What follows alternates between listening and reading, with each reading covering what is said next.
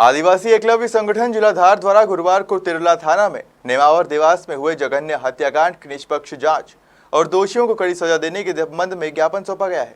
नेमावर के हुकुम सिंह के खेत में 5 शव बरामद हुए हैं, जिसमें एक महिला तथा उसके 4 बच्चे जो कि पिछले 45 दिनों से लापता थे। बुधवार खेत से 8 फीट नीचे गड्ढे में से पुलिस ने सभी के शव बरामद किए हैं। इस जघन्य कांड से समस्त आदिवासी समाज आहत हुआ है।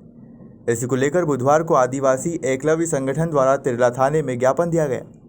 इस हत्याकांड की निष्पक्ष जांच और अधिकारियों को फांसी की सजा देने की मांग की।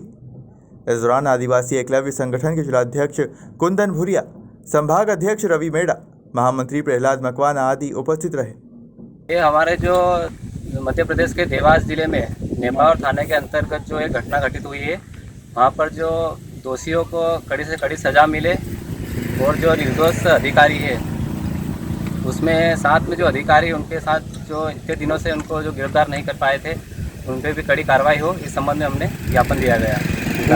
आप कोई इसमें विशेष कोई मांग है कि जो विशेष मांग यही है कि अप्रोच है कि हम जो भी कार्रवाई हो कड़ी से कड़ी फांसी की सजा मिले उनको, क्योंकि 5 निर्दोष व्यक्तियों की हत्या की गई है उसमें।